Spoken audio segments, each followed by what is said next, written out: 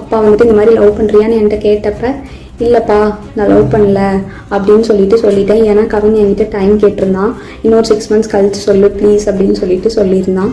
அதனால வந்துட்டு நான் வந்துட்டு அப்பா கிட்ட அன்னைக்கு சொல்லலை. அதுக்குள்ளே நெக்ஸ்ட் அப்கமிங் மந்த்துக்குள்ளே இப்படி ஆயிடுச்சு. 2 பேருக்குள்ளே என்ன கான்வர்சேஷன் போச்சுங்கிறது தெளிவாக தெரியாது. ஆனால் கவினுக்கு ஃபோன் பண்ணி சுஜித் வந்துட்டு பொண்ணு கேட்க வாங்க, இவ மேரேஜ்க்கு மூவ் பண்ணாதான் அடுத்து என்னோடய ப்ரொஃபஷனை பார்க்க முடியும் அப்படின்னு சொன்னான் அப்படிங்கிறது எனக்கு தெரியும் கண்டிப்பாக.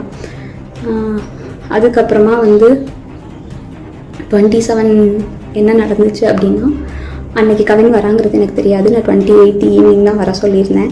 அவங்க தாத்தாவுக்கு தலையில் சூச்சர்ஸ் இருந்ததுனால நான் வந்துட்டு ரூம் பார்த்துட்டு அட்மிட் பண்ணணும்னு யோசிச்சுருந்தேன். அப்போ வந்துட்டு ஆஃப்டர்நூன் மங்கம்மாள் சாலைக்கிட்ட வந்து நின்றுட்டு தான் எனக்கு வந்துட்டு தெரியவே செய்யும் அவங்க வந்திருக்காங்கன்னு சொல்லிட்டு. ஸோ டேரெக்டாக நான் அங்கே ஐபிக்கு கூட்டிகிட்டு போயிட்டு கவின் உள்ளே வந்தான். பட் அவங்க அம்மாக்கிட்டேயும் மாமாக்கிட்டேயும் மட்டும்தான் நான் பேசிகிட்டே அப்படியே கவின் வெளியே போயிட்டான். அங்கேருந்து கிளம்புறப்பந்தான் அவங்க அம்மாவும் கிளம்புறப்பந்தான் கவின் எங்கே அப்படிங்கிறதே நாங்கள் யோசித்தோம். நான் ட்ரீட்மெண்ட் ப்ரொசீஜர்ஸ்லாம் எக்ஸ்பிளைன் பண்ணிகிட்டு இருந்தேன். அப்போ யோசிச்சுட்டு நான் வந்துட்டு சொன்னேன். அவங்க அம்மா வந்துட்டு கால் பண்ணாங்க, அவனுக்கு எடுக்கல. நானும் கால் பண்ணி எடுக்கல. நீங்கள் வேணால் பசிக்குதுன்னு சொன்னாங்க அவங்க அம்மா, சாப்பிட போங்க, நான் வேணால் வர சொல்கிறேன்னு சொல்லியிருந்தேன்.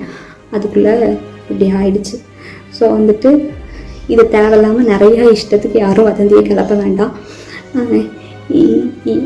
உங்களுக்கு தோணுது எல்லாத்தையும் பேசாதீங்க. எங்கள் அப்பா அம்மாவுக்கு இதில் எந்த சம்மந்தமுமே கிடையாது, அவங்களுக்கு தெரியாது. இதை இதோட விட்டுருங்க.